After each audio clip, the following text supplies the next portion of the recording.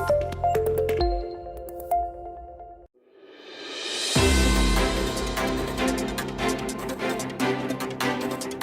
teman-teman semua, hari ini balik lagi bersama aku Ken di section Breaking News. Dan di Breaking News hari ini aku akan ngomongin tentang tragedi Kanjuruhan yang ada di Malang kemarin tanggal 1 Oktober 2022. Nah, kita simak ya berita ini tentang apa.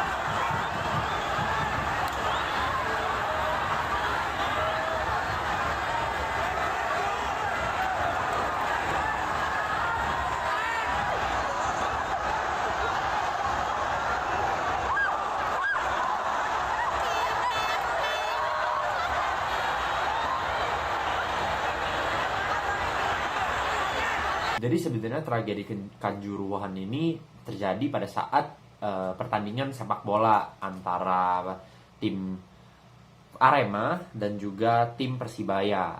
Nah, teman-teman, jadi pada saat pertandingan sebenarnya kronologi pertandingan ini berjalan seperti biasa.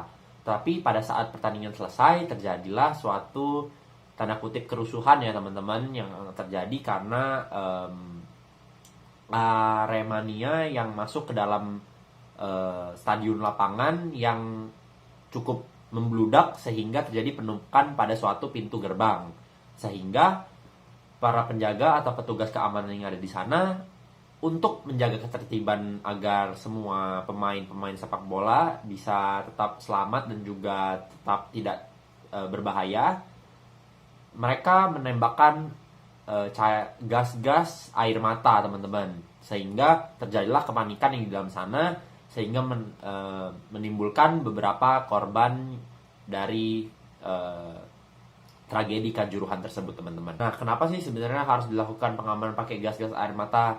Nah, jadi seperti yang aku tadi udah lihat di news dari kolom description, teman-teman bisa lihat itu lengkapnya di situ. Jadi teman-teman, kejadian ini itu disebabkan karena salah satu supporter dari salah satu tim itu tidak senang dengan timnya mendapatkan kekalahan di kandang sendiri, sehingga teman-teman tahulah karena ada beberapa orang dari segerombolan penggemar atau fans dari tim tersebut ingin melukai pemain sepak bola dari tim lainnya, sehingga para petugas keamanan harus melakukan tindakan keamanan, yaitu melemparkan gas-gas air mata.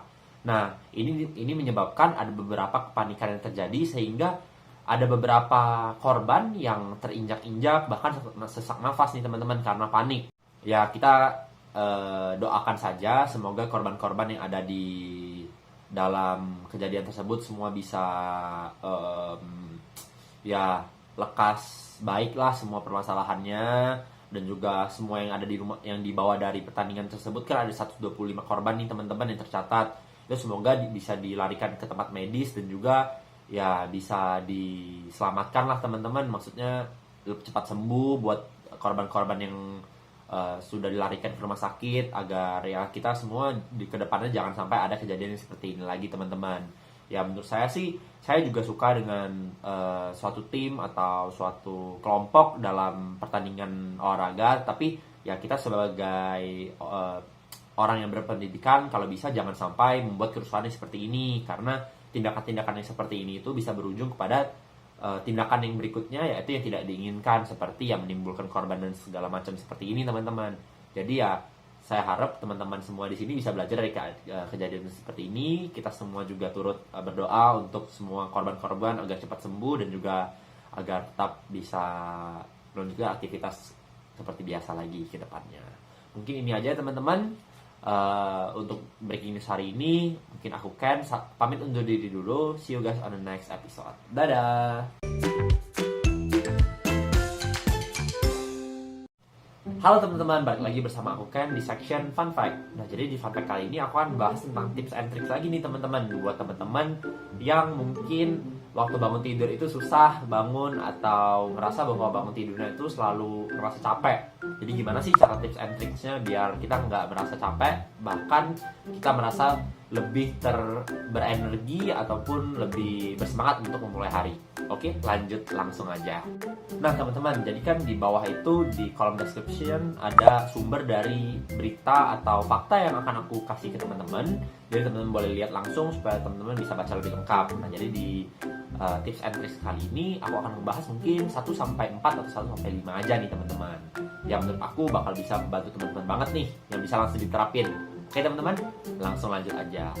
Nah, jadi cara yang pertama teman-teman itu harus tidur secara teratur.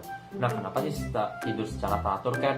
Karena teman-teman, seperti yang aku udah bilang di sebelumnya, yaitu kalau misalnya kita tidur secara teratur, badan kita itu akan beradaptasi dan melakukan bahwa, oh, jam segini nih aku harus tidur dan bangun jam segini.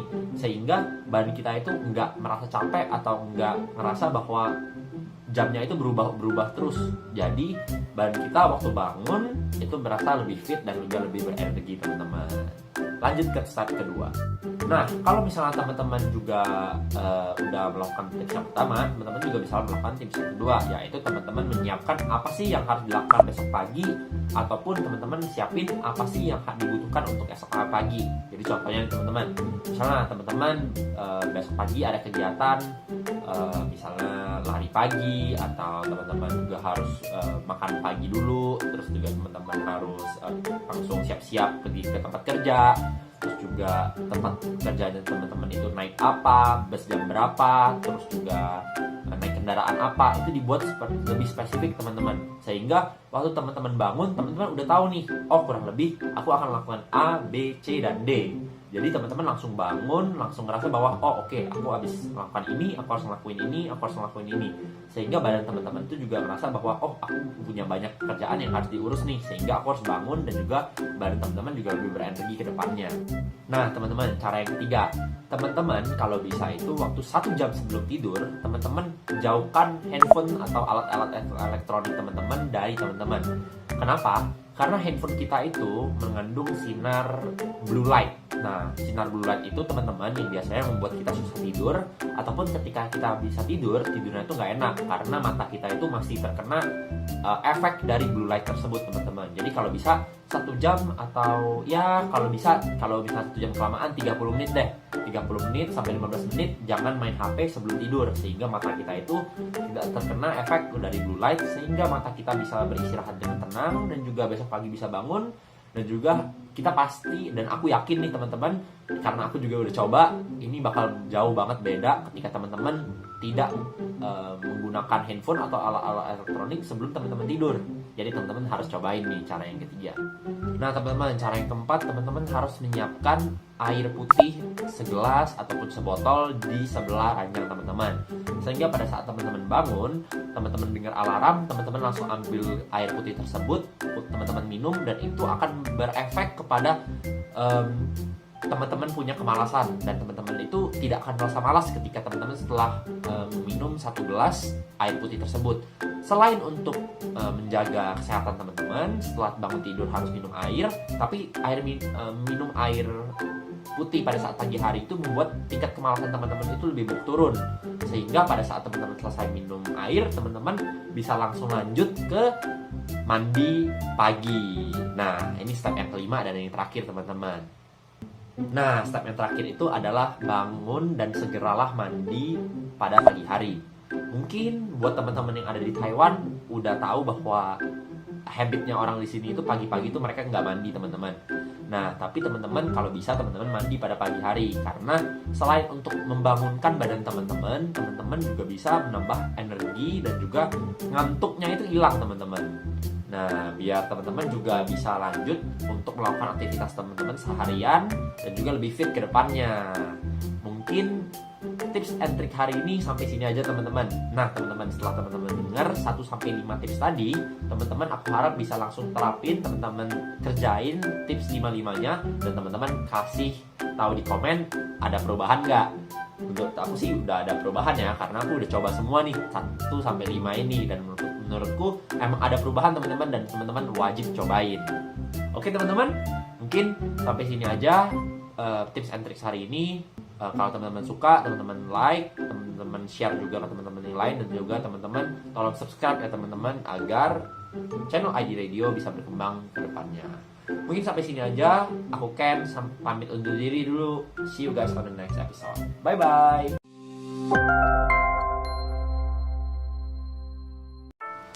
Halo teman-teman PMI di Taiwan, balik lagi bersama Ken di section jalan-jalan ke Indonesia bareng ID Radio. Nah, jadi sekarang kita akan jalan-jalan, kan kemarin udah ke Bandung tuh. Nah, sekarang kita jalan-jalan di Jakarta. Nah, di Jakarta kita mau jalan kemana sih Ken? Kita akan jalan ke Jakarta Aquarium Indonesia. Nah, jadi teman-teman bisa lihat nih, kurang lebih ya, kalau teman-teman tahu mallnya itu di Mall Neo Soho nih teman-teman. Nah, ini yang seperti teman-teman bisa lihat, ini entrance-nya teman-teman. Nah, ini namanya Jakarta Aquarium Safari. Nah, jadi ini terletak di Neo Soho Mall Jakarta, di sebelah CP itu loh teman-teman. Nah, teman-teman nanti langsung tanya aja sama satpamnya di mana lantai berapa. Nah, itu tempat ngantrinya, dan juga sekarang kita ngantri untuk beli tiket dulu. Nah, setelah teman-teman beli tiket, nanti teman-teman dikasih gelang dan juga teman-teman pakai untuk masuk ke Jakarta Aquarium Safari. Nah, sebelum teman-teman masuk, teman-teman disuruh untuk foto terlebih dahulu nih teman-teman. Nah, setelah foto, cekrek-cekrek, selesai, teman-teman masuk ke entrance-nya. Oke, sekarang kita masuk ke entrance-nya dulu teman-teman. Nah, seperti yang teman-teman bisa lihat, ya keren sih teman-teman, karena teman-teman bisa melihat banyak jenis-jenis hewan laut maupun darat juga nih di sini teman-teman. Seperti yang teman-teman bisa lihat, ya di dalam entrance pertama itu teman-teman bisa melihat ada beberapa jenis akuarium, dan juga teman-teman bisa lihat nih ada ular segede gini, dan kita bisa coba pegang nih teman-teman. Nah, teman-teman, ini beneran loh teman-teman, bukan lilin atau bukan apa. Ini asli. Nah, teman-teman juga bisa lihat beberapa jenis ikan-ikan warna-warni lainnya, dan juga teman-teman juga bisa melihat beberapa jenis. Nanti teman-teman akan lihat footage tentang ada beberapa bugs atau serangga, bahkan juga ada beberapa jenis kadal teman-teman. Nah, di Jakarta Aquarium Safari ini, di setiap akuariumnya itu ada satu jenis tablet yang teman-teman bisa pencet, dan teman-teman bisa pelajarin tuh isinya di dalam akuarium itu ada apa aja. Nah, seperti yang aku udah bilang, di dalam sini itu ada bunglon nih teman-teman. Nah, teman-teman coba tuh, teman-teman cari di mana bunglonnya.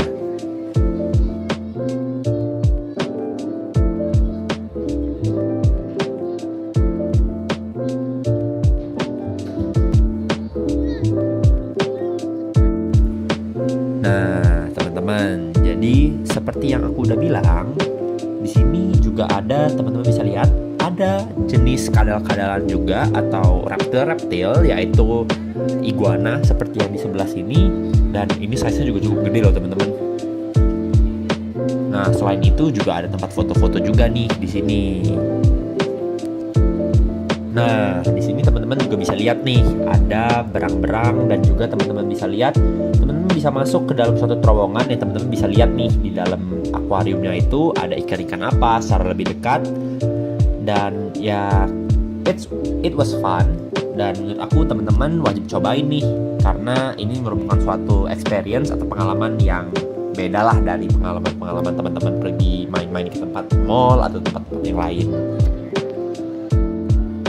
Nah, teman-teman, jadi yang tempat ini itu merupakan tempat untuk monyet. Aku lupa monyetnya monyet apa, tapi sebenarnya monyetnya itu nggak boleh direkam karena lagi masa adaptasi teman-teman. Jadi aku nggak bisa rekam deh.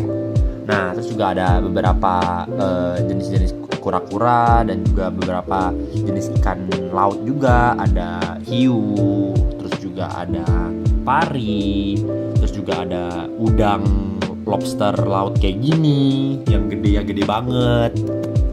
Terus itu juga lagi shading atau ganti kulit tuh teman-teman, ganti cangkang.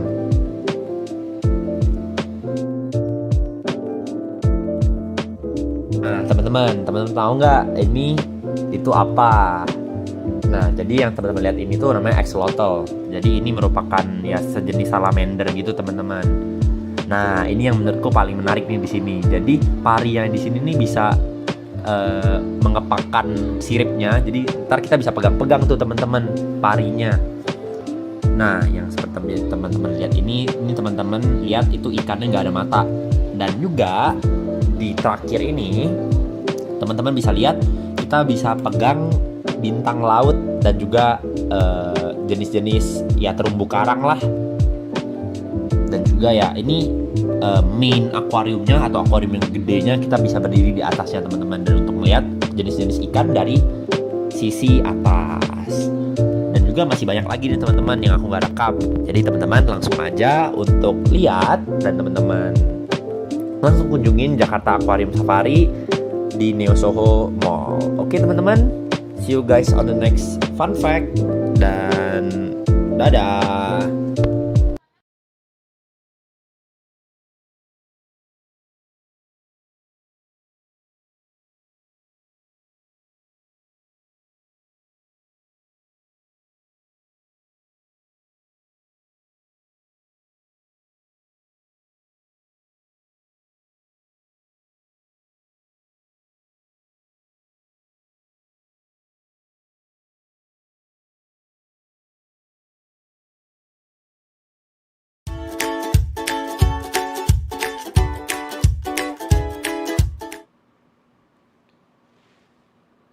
老板，我要订2个鸡腿便当。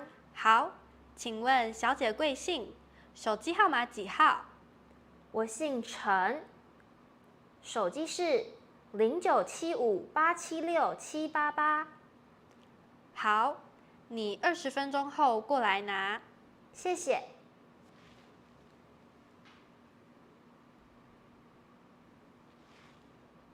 老板，我要订3个鱼排便当。好，请问先生贵姓？手机号码几号？